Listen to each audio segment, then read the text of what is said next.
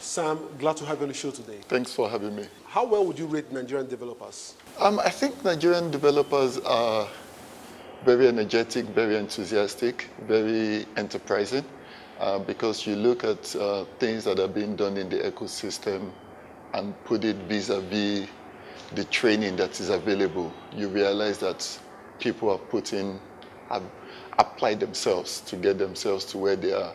But there are still quite a number of areas where we still need to do a lot more in terms of development around, if you look at things around system design, application design, enterprise architecture, even if you start looking around things around discipline of how you deliver enterprise projects. There's still some gaps there that we need to address. In the larger scheme of things, it seems a number of corporates and even governments sometimes prefer foreign developers. What's your take on that? That's certainly the case because for a lot of the large projects, there's still a sense or a belief that many of our developers like to work at times maybe alone, at times maybe not in as large teams as may be required.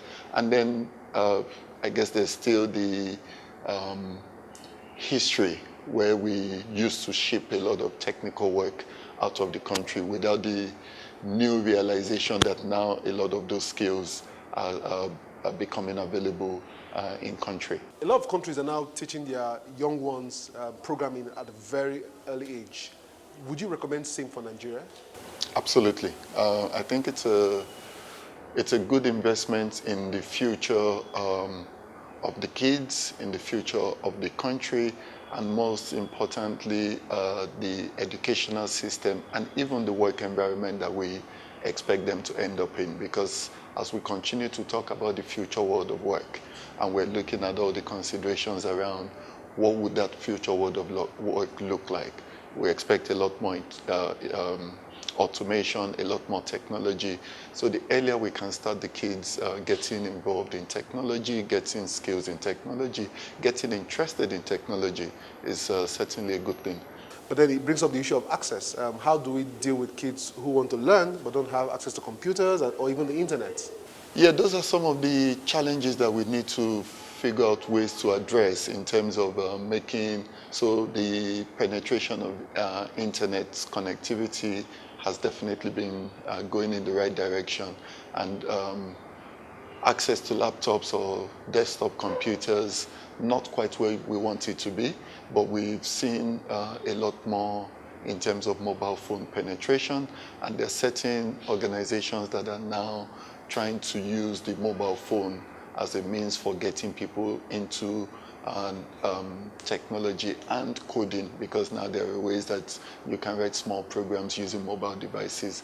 So access, maybe in the immediate term, we continue to try and use mobile devices, and then eventually we need to find ways that we can partner with organizations that can help in terms of creating laptops that are much cheaper and easier to access. Rush to write code is in any way affecting the quality of developers we are creating today? In a way, yes, because there are many people that they think about tech and talk about tech from the perspective of just writing code. But then you realize that for many solutions that we're looking at, writing code is just one aspect of it, because even in software engineering, we talk about the software development life cycle, where we look at how you design, gather the requirements, design the application before you then get to the coding of whatever it is that you're trying to build, and then think through your testing and even the project management and delivery. So if you have people who are just focusing on writing code and not thinking of the other aspects of delivering the systems, it would affect the quality of what eventually gets delivered. And what are some of the elements you think are required to build a well-rounded developer? So we always like to emphasize problem-solving skills, that before we proceed into writing code about anything, have we tried to spend time to understand what's the problem, what are the user needs and requirements, and then based on that, think of what's the best way to design something that will be user-friendly, will be appealing to the user, and then we then get into the actual development. So if you're just starting your journey and you're thinking about all those sorts of things, I would definitely emphasize problem-solving skills and some bit of awareness with design. What would you recommend? A developer that is specialized in a particular area, or a jack of all trades, so to speak? So we like to think in terms of software engineers. And if you think in terms of software engineers, a software engineer will be a technology professional who's familiar and aware across the software development lifecycle, but then they would typically have some specific areas of focus, of expertise, of passion, of interest. So it's that, yeah, you're aware of the full stack, but typically you pick one or two areas that you really focus on a lot of times. There is obviously a skills gap. How do we bridge that gap? Bridging the skills gap is those who already have skills continuing with the journey of improving themselves, and then also being part of the ecosystem that is looking for ways to continue to develop that ecosystem, i.e. those who have skills looking for ways that either they're teaching or mentoring others, so that way we can start getting more people into the fray. The other thing that we need to start thinking about is ways to demystify the feeling that some people have that technology is too difficult and it's only for geeks or for nerds. So those are some of the things that we need to start working on. What value do you think you're adding to the ecosystem? We are focused on addressing the problem of youth unemployment by acknowledging the fact that we have many people in the country who are talented, and we also have many challenges around us that we can innovate around. And so what we're doing is using technology to try and address the problem of youth unemployment by training people in problem-solving skills, in software engineering skills, and business management skills. Finally, Sam, looking at the larger ecosystem, what are some of the challenges and opportunities that you see?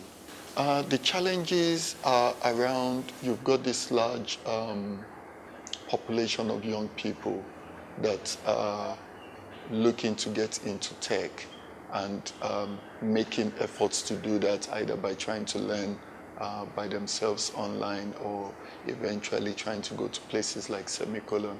And the cost of the training continues to be a consideration, or even the cost of living expenses whilst trying to train. And then just like you referred to earlier, access to the tools that are required to be able to continue with the training that they're doing. And then in terms of opportunities is the fact that there are many areas in our lives today across agriculture, health, and education and other areas where you still see opportunity for technology to address or help improve certain challenges or solutions that are presenting themselves. Thank you for being on the show today. Thank you for having me. I've been chatting with Sam Immanuel, CEO Semicolon, who appreciates what the technology ecosystem has been able to achieve and believes that more is possible. Now, I agree with his conviction that our ecosystem needs a continuous pipeline of engineering talent, some of who will eventually become startup founders, while many others will go on to be part of various engineering and software teams. This is indeed how to grow an ecosystem, and Sam and his team ought to be encouraged. It's a wrap on this edition of the show, but the conversation continues online. Join us on social media. Remember, you can watch the entire show on the channel's TV YouTube account or by checking out cfablog.ng. For Tech Trends, I'm Chukwemeka Agbata.